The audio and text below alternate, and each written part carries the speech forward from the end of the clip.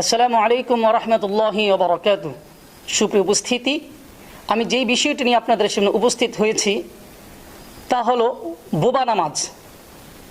আমাদের দেশে মা বোনদের মাঝে একটি ভুল প্রথা আছে, তারা এটিকে অনেক সওয়াবের কাজ মনে করেন, অথচ এই কাজটি কোরআন সুন্নাহর পরিপূর্ণ মুখালিফ। কোরআন সুন্নাহর সাথে কোনো প্রকার সামঞ্জস্যতা নেই। তারা অনেকেই মনে করে শবে বরাতের রজনীতে মাগরিবের নামাজের পরে গোসল করে যদি 2 রাকাত নামাজ আদায় করে, কারোর সাথে কথা না বলে 2 রাকাত নামাজ আদায় করে, তাহলে তাদের জিন্দেগির সব গুনাহ মাফ হয়ে যাবে। নাউযু বিল্লাহি মিন যালিক। আসলে এটাকে উসুলের ভাষায় বলা হয় কবিহ লি গায়রিহি, অর্থাৎ মাগরিবের নামাজের পরে 2 রাকাত নামাজ আদায় করা, এই নামাজটা কোনো সমস্যা নেই। সমস্যা হচ্ছে আমাদের নিয়তের মধ্যে। যখন আমরা নিয়ত করি এটা হলো বোবা নামাজ, আর এই বোবা নামাজের উসিলায় আল্লাহ আমাকে মাফ করবেন, এটা করা যাবে না। নাউযু বিল্লাহ।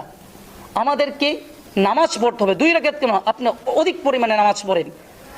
এই রজনীতে নির্দিষ্ট কোনো নামাজ নেই, 2 রাকাত পড়তে হবে, 12 রাকাত পড়তে হবে, 100 রাকাত পড়তে হবে, নির্দিষ্ট কোনো নামাজ নেই।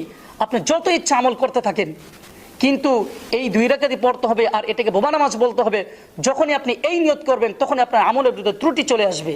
আল্লাহ রাব্বুল আলামিন আমাদেরকে সুন্দরভাবে ইসলামকে বুঝে সুন্নত তরিকায় আমল করার তৌফিক দান করুন। আসসালামু আলাইকুম ওয়া রাহমাতুল্লাহি ওয়া বারাকাতুহু।